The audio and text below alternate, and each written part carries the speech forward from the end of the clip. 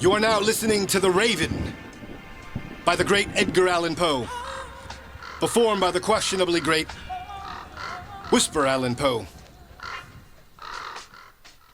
Once upon a midnight dreary, while I pondered, weak and weary, over many a quaint and curious volume of forgotten lore, while I nodded, nearly napping, suddenly there came a tapping, as of someone gently rapping at my chamber door. "'Tis some visitor," I muttered, tapping at my chamber door. Only this and nothing more. Distinctly I remember it was in a bleak December, and each separate dying ember wrought its ghost upon the floor.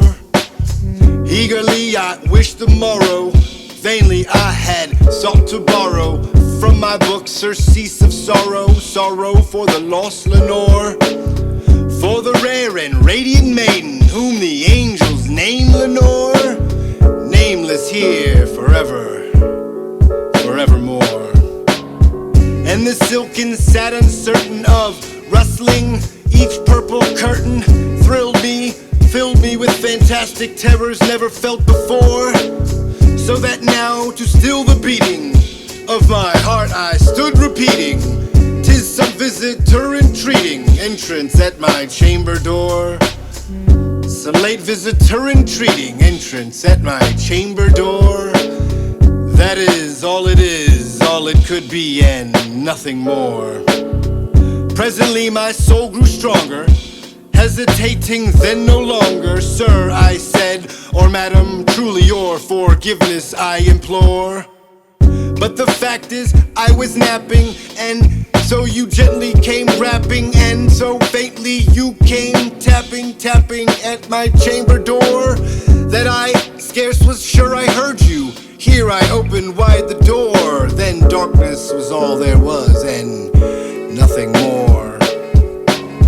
Deep into that darkness peering, long I stood there, wondering, fearing, doubting, dreaming dreams no mortal ever dared to dream before. But the silence was unbroken, and the stillness gave no token, and the only word there spoken was the whispered word Lenore. As I whispered, and an echo murmured back the word Lenore. Merely this and nothing more. Back into the chamber turning, all my soul within me burning. Soon again I heard the tapping somewhat louder than before. "Surely," said I, "surely that is something at my window lattice. Let me see there what there that is, and this mystery explore. Let my heart beat still a moment, and mystery explore, till only I see it's the wind and nothing more." Open here I flung the shutter, when with many a flirt and flutter in there stepped the stately raven of the saintly days of yore.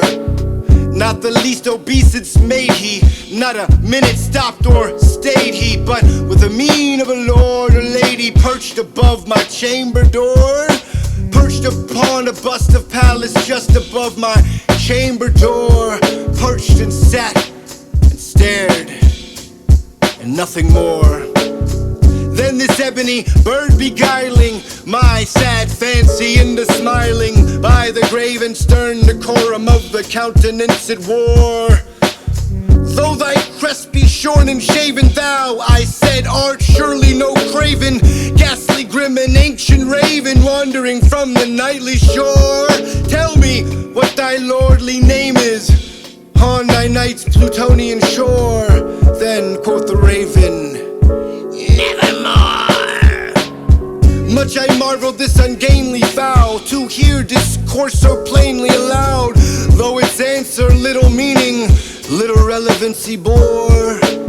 For we cannot help agreeing that no living human being breathing ever yet was blessed with seeing bird above his chamber door, bird or beast upon the sculptured bust above his chamber door, with such a name as nevermore. But the raven sitting lonely on the placid bus spoke only the one word, as if his soul in that word he did outpour.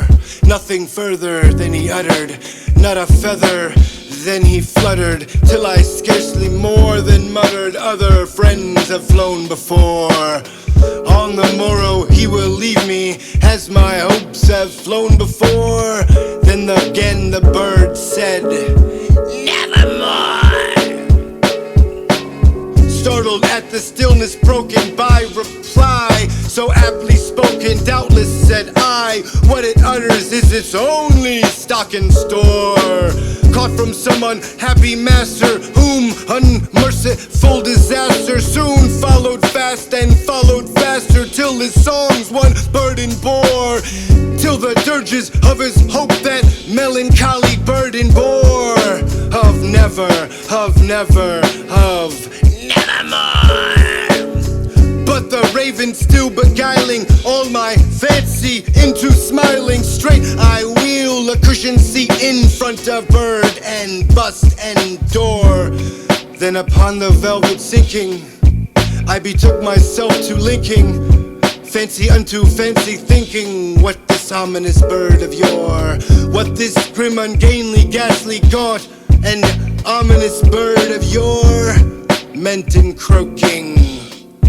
Nevermore. This I sat engaged in guessing, but no syllable expressing to the fowl whose fiery eyes now burned into my bosom's core. This and more I sat divining, with my head at ease reclining on a cushion's velvet lining that the lamplight gloated o'er. But those velvet violet lining with the lamplight gloating o'er, she shall press, nevermore. Then methought the air grew denser when, perfumed by an unseen censer, swung my seraphim, whose footfalls tinkled on the tufted floor. Wretch, I cried, thy God that lent thee, by these angels which he has sent thee, respite, repent thee from thy memories of Lenore. Quaff, oh quaff this kind of pent, then forget this lost Lenore. Then quoth the raven, nevermore.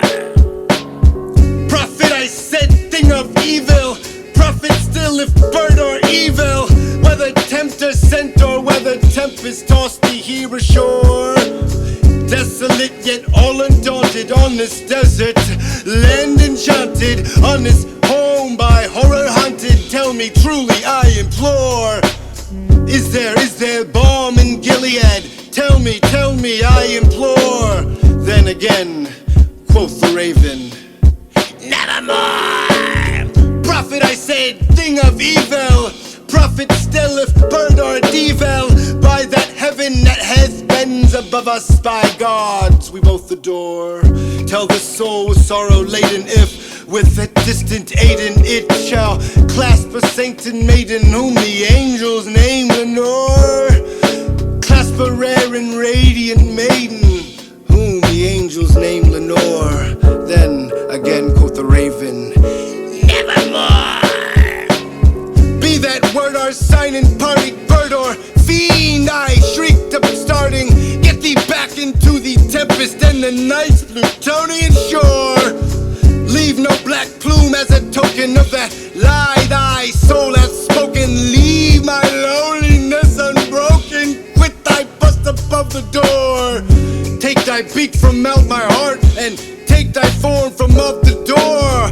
Then again quoth the raven, nevermore.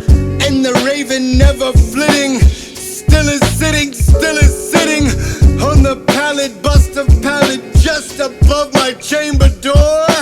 And his eyes have all the seeming of a demon's that is dreaming, and the lamplight o'er him streaming throws his shadow on the floor. And my soul is from out that shadow that lies floating on the floor, shall be lifted Nevermore. the end, or should I say